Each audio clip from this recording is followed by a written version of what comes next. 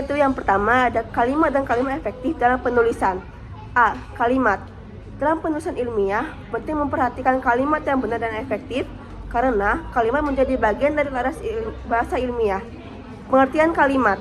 Yang pertama yaitu menurut Goliskera, yaitu bagian ujaran yang lengkap secara intonasi dan diapit oleh kesenyapan.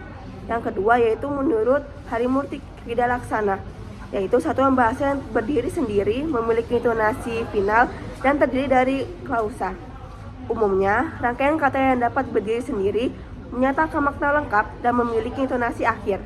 Perbedaan kalimat dan klausa, yaitu kalimat yaitu utuh bisa berdiri sendiri, sedangkan klausa gabungan kata minimal S plus P bagian dari kalimat.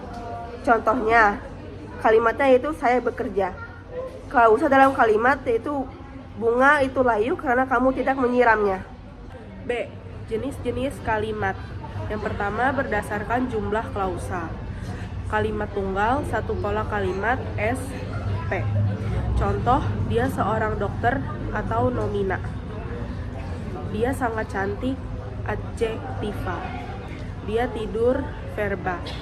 Rumahnya 8 buah numeral. Kalimat majemuk, 2 atau lebih klausa. Majemuk setara. Ciri klausa sederajat dihubungkan konjungsi. Contohnya, mahasiswa kaya tetapi ia sendiri miskin. Engkau tinggal di sini atau ikut saya. Majemuk bertingkat. Ciri, ada klausa utama dan klausa bawahan. Contoh, yang pertama, ketika dia datang, kami pergi ke rumah nenek. Yang kedua, iri miskin. Yang ketiga, engkau tinggal di sini atau ikut saya. 2. Berdasarkan fungsinya. Yang pertama ada kalimat berita atau deklaratif. Memberi informasi diakhiri titik. Contohnya perayaan HUT RI ke-65 berlangsung meriah. Yang kedua ada kalimat tanya atau interrogatif. Bertanya menggunakan kata tanya diakhiri tanda tanya. Contohnya, apakah perayaan HUT RI ke-65 berlangsung meriah? Jenis kalimat tanya. Total jawabannya ya atau tidak.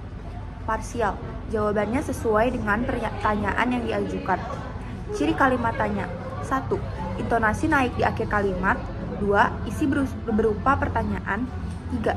Diakhiri tanda tanya. 4. Memerlukan tanggapan berupa jawaban. Cara membentuk kalimat tanya atau tak. 1. Tambah apakah. Apakah kamu lapar? 2. Ubah intonasi. Kau lapar? 3. Tambah partikel. Kah. Laparkah Anda? 4. Tambahkan kata ya, tidak, belum, bukan. 5. Anda lapar bukan? Paham belum? Suka tidak dengan kue ini? Kalimat perintah imperatif. Kalimat yang berisi perintah atau larangan dan diakhiri tanda seru. Ciri-ciri, intonasi naik, bernada menyuruh, berisi ajakan atau perintah atau larangan, diakhiri tanda seru, ditanggapi dengan tindakan. Jenis-jenis kalimat perintah. A. Permintaan. Coba tuliskan hasil rapat hari ini. B. Ajakan. Yuk kita jalan sekarang. C. Perintah biasa. Ambilkan baju itu. D. Larangan. Jangan sembarangan bicara di sini. E. Ejekan. Dapatkan nilai bagus jika kamu bisa. F. Syarat. Kasihkan kue ini kepadanya, pasti dia mau memakannya. 4. Kalimat seru ekslamatif. Kalimat yang mengungkapkan emosi atau perasaan kuat dan diakhiri tanda seru. Contohnya, itu ada, aduh, saya terpeleset. Hai, ini dia bukunya. Cara membentuknya, menambahkan partikelnya pada predikat, rajinnya anak tadi. Menambahkan kata seru. Aduh, astaga. Tambah seru.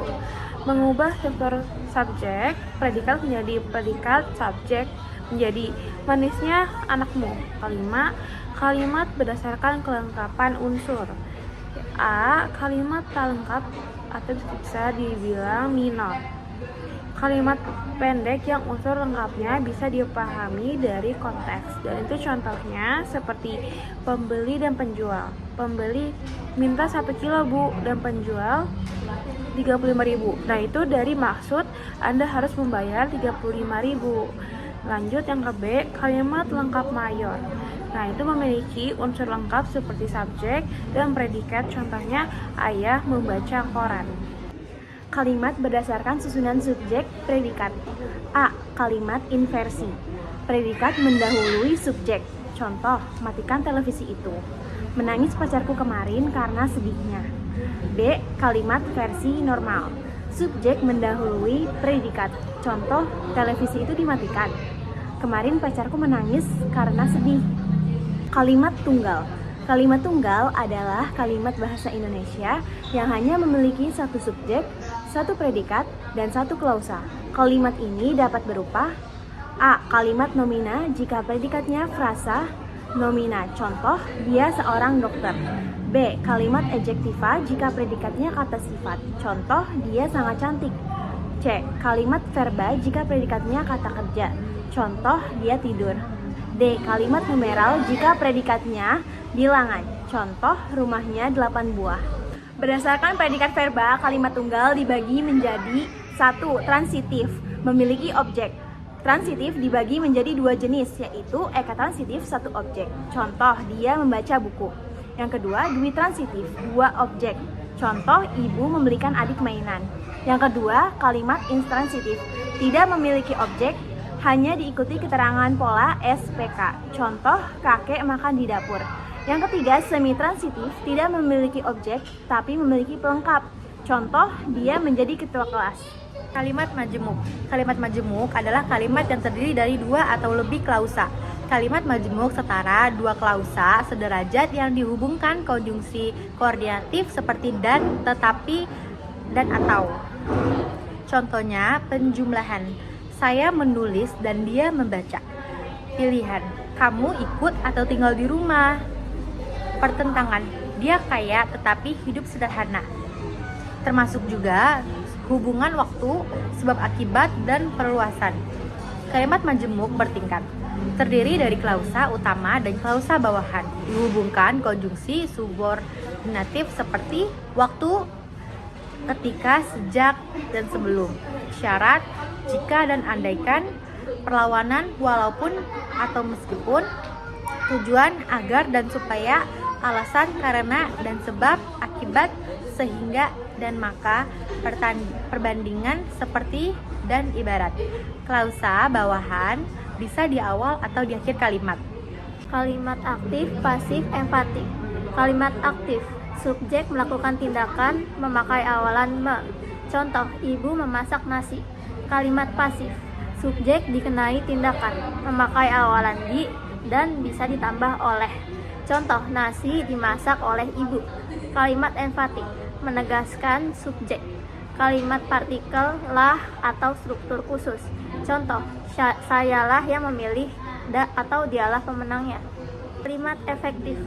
Kalimat efektif menyampaikan gagasan secara jelas, tepat, dan mudah dipahami. Ciri-cirinya memiliki struktur SEO, lengkap, logis, sesuai kaidah bahasa, dan tidak bertele-tele. Syarat kalimat efektif menurut Parera 1995. A. Kesepadanan struktur dan logika. Subjek dan predikat jelas. B. Keparalelan bentuk. Bentuk kata sejajar. C. Ketegasan ide utama. Fokus pada gagasan pokok. D. Kehematan kata, tidak mubazir. E. Kevariasian bentuk, tidak monoton. F. Kelogisan isi, dapat diterima akal. Persyaratan dan fungsi kalimat efektif. Kalimat efektif harus mengemukakan pemahaman yang sama antara pikiran pendengar atau pembaca dengan penulis. Kalimat efektif juga memiliki persyaratan dan fungsi yang saling berkaitan. Fungsi gramatikal dalam kalimat efektif. Subjek adalah bagian kalimat yang merujuk pada pelaku, tokoh, atau suatu hal. Predikat adalah bagian kalimat yang memberitahu jika seseorang melakukan perbuatan. Objek adalah bagian kalimat yang melengkapi kata kerja aktif dan juga pasif. Pelengkap adalah bagian kalimat yang melengkapi predikat. Keterangan adalah bagian kalimat yang menerangkan pel dan juga klausa. Selanjutnya adalah perpaduan koresi dalam kalimat. Perpaduan adalah hubungan timbal balik antara kata atau frasa yang jelas, benar, dan juga logis. Koresi adalah hubungan antara bagian dalam teks yang ditandai penggunaan unsur bahasa. Perpaduan terjadi karena hubungan yang padu antara unsur-unsur pembentuk kalimat. Contoh kalimat efektif itu adalah kalimat dengan subjek, predikat, objek, pelengkap, dan keterangan yang jelas. Kalimat dengan perpaduan yang baik antara unsur-unsur dan pembentuk kalimat.